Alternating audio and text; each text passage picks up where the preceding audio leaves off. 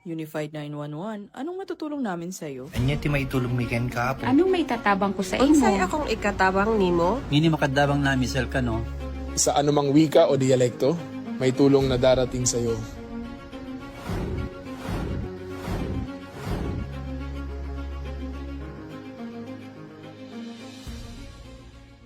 Lilingkod sa bawat Pilipino at magbibigay ng tamang impormasyon para sa tahimik at maayos na Pilipinas. Police News Network, alagad ng batas, tagapagtaguyod ng balitang pulis, sandigan ng mamamayan, patnubay ng katotohanan. La Campo Crame, maghahatid ng pinakahuling kaganapan at nagbabagang balita. Ito ang PNN Police News Network. At ngayon, ang inyong mga tagapagbalita. Magandang araw, bagong Pilipinas. Ako ang inyong alagad ng batas, tagataguyod ng Balitang Pulis. Ako po si Patrolwoman Fe Octaviano. Maghahatid sa inyo ng tamang balita, kwento ng pulis at serbisyo para sa mamamayan. At ito ang PNP News Online. Ang pangunahing balita ng Police News Network, alagad ng batas, tagataguyod ng Balitang Pulis.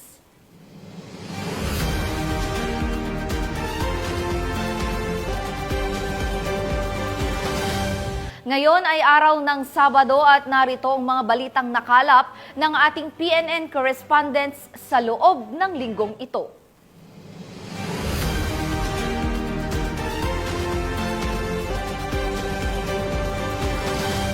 Simulan natin ang balita mula sa bahagi ng Luzon. Batangas Police Provincial Office, nakahanda na at alerto matapos ang Alert Level 1 ng Bulkang Taal upang masiguro ang kaligtasan ng mamamayan sa kanilang nasasakupan. Patrolman Joshua Cruz, ibalita mo. Tiniyak ng Batangas Police Provincial Office sa ilalim ng pamumuno ni Police Colonel Giovanni Emerick A. Cibalo, Acting Provincial Director, ang kanilang puspusang paghahanda kasunod ang patuloy na aktibidad ng Bulkang Taal na nanatili sa Alert Level 1 ayon sa abiso ng PBOX. Sinigurado ng Batangas PPO na nakahanda ang lahat ng kinakailangan ng hakbang sa paghahanda sa kalamidad upang mapangalagaan ang mga Batanggenyo, lalo na ang mga komunidad na nakapalibot sa Taal Lake. Patuloy ang sinasagawang pagsubaybay at mahigpit na pakikipag-ugnayan sa PBOX, Provincial Disaster Risk Reduction and Management Council at iba pang ahensya ng gobyerno. Ito ay upang matiyak ang isang nagkakaisa at agarang pagtugon hinggil sa katayuan ng Bulkang Taal. Nananatiling handa at alerto ang Batangas PPO na isakatuparan ng kanilang mandato sa pagtugon sa kalamidad upang siguraduhin ang kaligtasan at kapakanan ng buong lalawigan ng Batangas. Mula dito sa Calabarzon, ako po ang inyong Police News Network correspondent, Patrolman Joshua Cruz, alagad ng batas, tagataguyod ng Balitang Pulis. Maraming salamat, Patrolman Cruz. Walang kawala ang dalawang drug suspect sa bypass operation ng Coron PNP. Mahigit 47,000 halaga ng iligal na droga, kumpiskado. Patrolwoman Christine Lorenzo, ibalita mo. Arestado ang dalawang individual sa ikinasang drug bypass operation ng mga operatiba ng Coron Municipal Police Station sa pangunguna ni Police Major Ervin Plando pasado alas 6 ng umaga nito lamang Oktubre taong kasalukuyan sa Barangay Guadalupe, Coron. Kinilala ang mga naarestong suspect sa alias na Ben, 52 anyos, Tubong Occidental, Mindoro at pansamantalang naninirahan sa nasabing lugar at isang alias Mitch, 25 anyos at residente ng nasabing barangay. Nabilhan ang mga suspect ng 2 pakete ng pinaghinalang shabu na nagkakahalaga ng 1,000 piso. Karagdagang na-recover sa pangangalaga ng mga suspect ang 3 paketeng pinaghinalang shabu, glass pipe at 1,000 piso na ginamit bilang bypass money. Tinatayang tumitimbang ng 11.9 grams ang na-recover sa mga suspect na nagkakahalaga ng 47,600 pesos. Sa kasalukuyan, ang mga narestong suspect ay nasa kustudiya ng Coron Municipal Police Station habang inihahanda ang mga kasong paglabag sa Section 5, 11 at 12 ng RA 9165 o Comprehensive Dangerous Drugs Act of 2002. Mula dito sa Home of the Police, Eco Warriors, Calapan City, Oriental, Mindoro, ako ang inyong PNN correspondent, Patrolwoman Christine Lorenzo, alagad ng batas, tagataguyod ng Balitang Pulis. Maraming salamat, Patrolwoman Lorenzo. Matapos ang surveillance operation ng otoridad, nakumpiska ang mahigit 6 na milyong pisong halaga ng ipinagbabawal na gamot sa ikinasang bypass operation ng mga otoridad sa 2 drug suspects sa Tuba, Benguet. Patrolwoman Lizelle Digman sa report. Nakumpiska ang tinatayang 6,800,000 na halaga ng hinihinalang shabu at naaresto ang 2 under surveillance targets sa isinagawang bypass operation ng Benguet PNP sa Tuba, Benguet nito lamang ika-19 ng Oktubre taong kasalukuyan. Lumabas sa investigasyon na ang mga naarestong suspect ay isang 43 anyos na lalaki na residente ng Baguio City at 42 anyos na babae na residente ng Cavite na matagal nang isinasailalim sa surveillance. Matagumpay na isinagawa ang operasyon dahil sa pinagsanib na puwersa ng mga operatiba mula sa Police Regional Office Cordillera Drug Enforcement Unit, Benguet DEU Procar Intelligence Unit at Tuba Municipal Police Station. Nakuha mula sa mga suspect ang 1 kilo ng hinihinalang shabu na nakalagay sa vacuum-sealed plastic sachet at tinatayang 6.8 million ang street value ng naturang droga at nasamsam rin ang mahigit 700,000 na budol money at ang bagong electric SUV ng mga suspect. Patuloy na iniimbestigahan ngayon ang mga suspect at mahaharap sa kasong paglabag sa RA 9165 o Comprehensive Dangerous Drugs Act of 2002. Ang matagumpay na operasyon ay patunay sa dedikasyon at determinasyon ng Benguet PNP na labanan ang mga operasyon ng iligal na droga sa kanilang nasasakupan upang mapanatili ang kaayusan at kapayapaan tungo sa bagong Pilipinas. Mula dito sa rehiyon ng Cordillera, ako ang inyong PNN correspondent, Patrolwoman Digman, alagad ng batas, tagataguyod ng Balitang Pulis. Maraming salamat, Patrolwoman Digman. Sa kulungan ang bagsak ngayon ng 4 na individual matapos mahuli sa isinagawang anti-illegal drug operation ng mga tauhan ng Pasay City PNP. Ang buong detalye mula kay Patrolwoman Mika May Bahiwag. Arestado ang 4 na lalaki sa isinagawang bypass operation ng pinagsanib na pwersa ng Station Drug Enforcement Unit o SDEU ng Pasay City Police Station at Philippine Drug Enforcement Agency o PDEA bandang 12:45 ng madaling araw sa Tramo Street, Barangay 156, Zone 16, Pasay City noong ika-17 ng Oktubre taong kasalukuyan.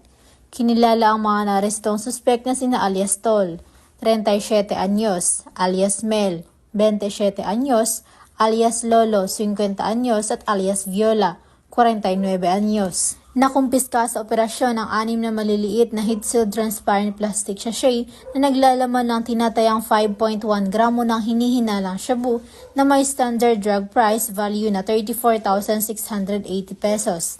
Na-recover din ang isang tunay na 500 peso bill na ginamit bilang bypass money. Dinala ang mga suspek sa SDEU office para sa dokumentasyon at karagdagang investigasyon. Ang mga nakuhang ebidensya ng droga ay sinumiti sa SPD Forensic Unit para sa pagsusuring laboratorio. Sila ay mahaharap sa kasong paglabag sa Presidential Decree 1829 at Republic Act 9165 o mas kilala bilang Comprehensive Dangerous Drugs Act of 2002. Mula dito sa Camp Bagong Diwa, ako po ang iyong PNN correspondent, Patrolwoman Mika May Bahiwag, alagad ng batas, tagataguyod ng Balitang Pulis. Maraming salamat, Patrolwoman Bahiwag. Matapos ang pananalasa ni Bagyong Ramil, agad na umagapay at nagbigay ng tulong ang mga miyembro ng Capiz Police Provincial Office sa mga pamilyang naapektuhan ng bagyo kung saan nagsagawa ng search and rescue operation at relief operations sa lalawigan. Magre-report dyan si Patrolwoman Ledeline Bansagon. Sa gitna ng matinding pinsalang dulot ng Bagyong Ramil nito lamang ika-18 ng Oktubre taong kasalukuyan, muling pinatunayan ng mga tauhan ng Philippine National Police ang kanilang kahandaan at malasakit sa mamamayan sa pamamagitan ng mabilis na pagtugon sa mga apektadong lugar sa lalawigan ng Capiz. Ipinamalas ng Capiz Police Provincial Office sa ilalim ng pamumuno ni Police Colonel Albert D. Tapulaw, Provincial Director ng Capiz PPO, ang di matatawarang dedikasyon ng kapulisan sa pagtugon sa pangangailangan ng mamamayan sa gitna ng kalamidad, sa isinagawang search and rescue operation at humanitarian relief mission kasunod ng pananalasa ng bagyong Ramil sa lalawigan ng Capiz. Bilang tugon sa malawakang pagbaha at pagkasira ng mga pangunahing daan, agad na kumilos sa mga tauhan ng PNP Capiz, katuwang mga kawani mula sa Philippine Army, Bureau of Fire Protection, MDRRMO, LGU, NGO, at iba pang pribadong sektor upang iligtas ang mga residenteng naipit sa rumaragasang tubig baha sa iba't ibang bahagi ng lalawigan. Hindi alintanan ng mga pulis ang pagod at panganib habang isinasagawa nila ang paglikas sa mga bata, nakakatanda at mga may karamdaman patungo sa mas ligtas na lugar. Kasunod ng operasyon sa paglilikas, nagsanib pwersa rin ang PNP sa iba't ibang ahensya at grupo sa pamamahagi ng relief goods, pagkain, tubig at iba pang pangunahing pangangailangan sa mga pamilyang labis na naapektuhan ng bagyo. Sa pamamagitan ng kanilang koordinasyon at pagkakaisa, matagumpay na naipaabot ang tulong sa mga libu-libong residente na nangangailangan ng agarang suporta. Ang tagumpay ng mga isinagawang operasyon ay malinaw na bunga ng matibay na kooperasyon at pagkakaisa ng lahat ng ahensya mula sa kapulisan, militar, mga lokal na pamahalaan, non-government organization at pribadong sektor. Pinapakita nito na sa panahon ng sakuna, ang tunay na lakas ng bayan ay nasasama-samang pagkilos at malasakit ng bawat lingkod bayan para sa kapwa. Mula dito sa Police Regional Office 6, ako ang inyong Police News Network Correspondent, Patrolwoman Ledeline Bansagon, alagad ng batas, taga-taguyod ng Balitang Pulis. Maraming salamat, Patrolwoman Bansagon.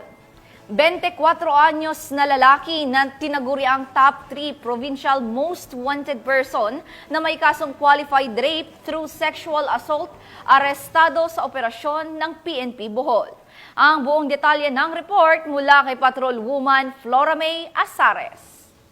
Sa kulungan ang bagsak ng top 3 most wanted person provincial level matapos itong maaresto ng kapulisan ng Bohol sa barangay Santo Niño, Tuburan, Cebu. Noong 18 ng Oktubre ng taong kasalukuyan.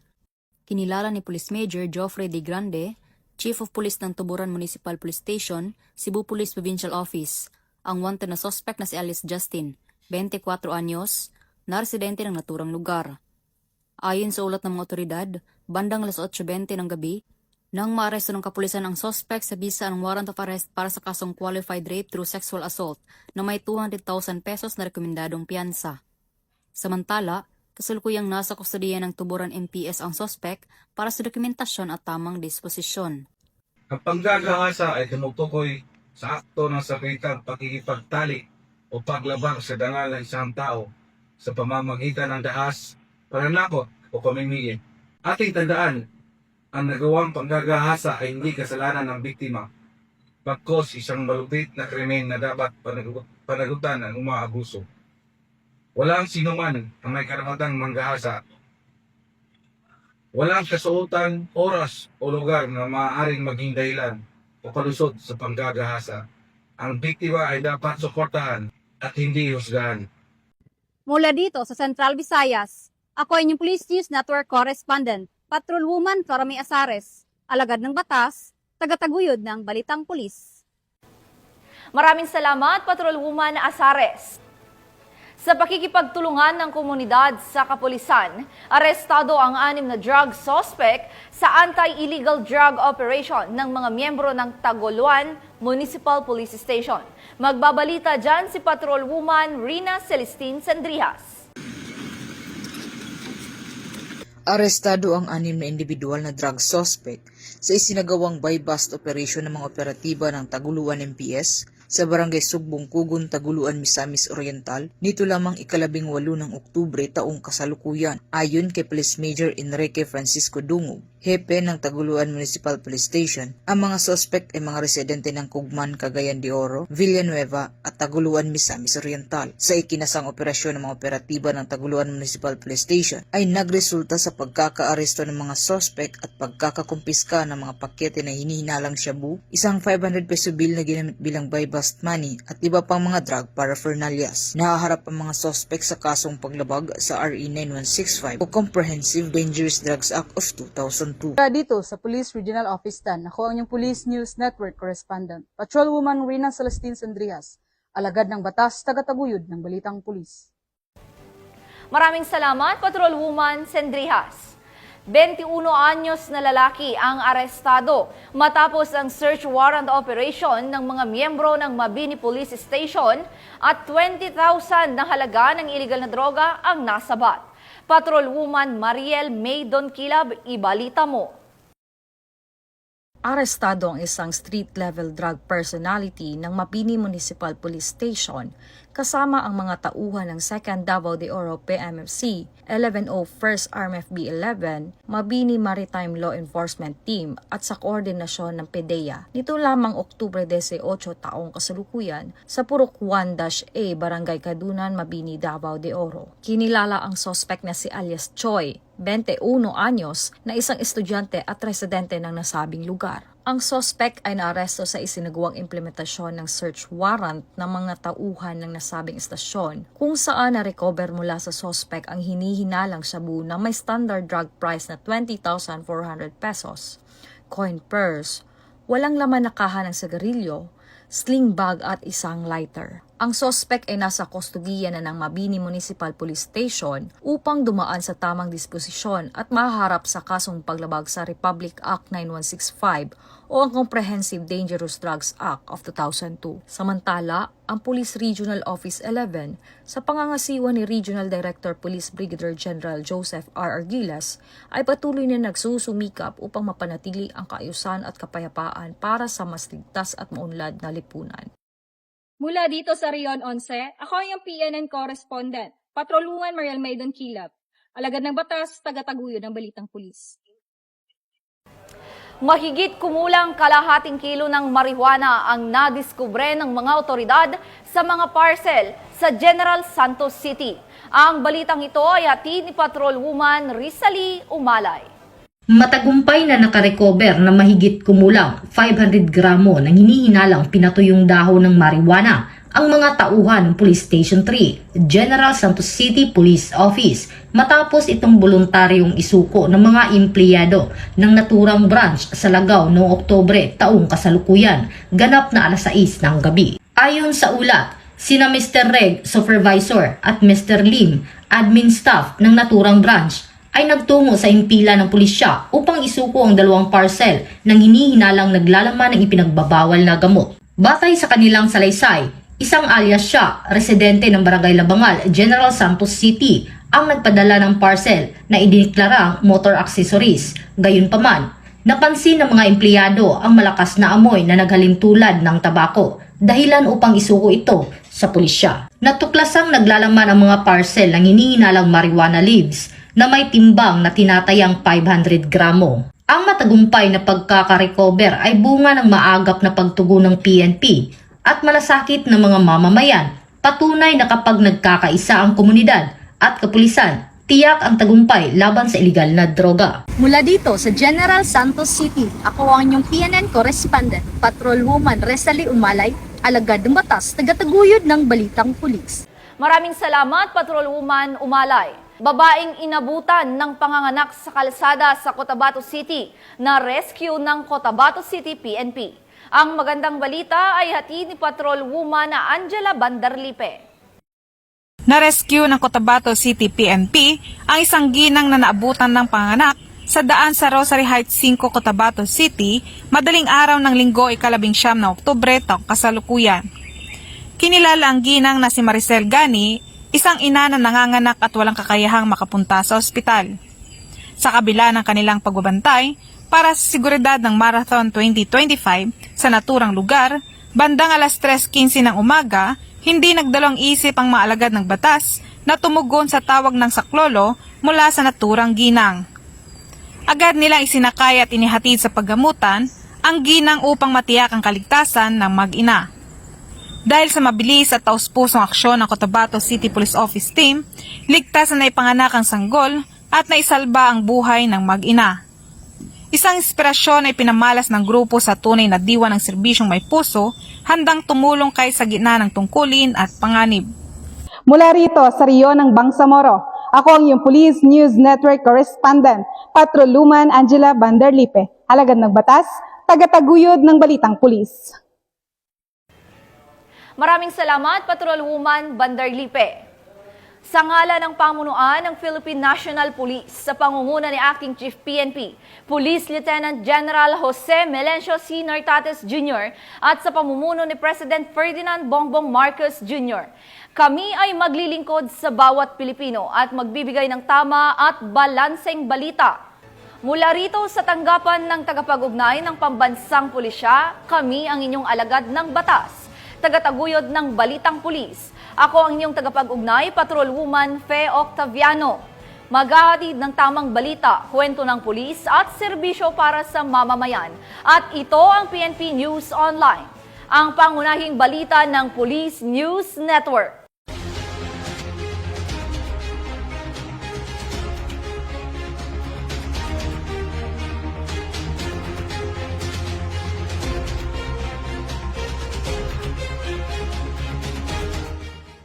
Police News Network, alagad ng batas, tagapagtaguyod ng balitang pulis.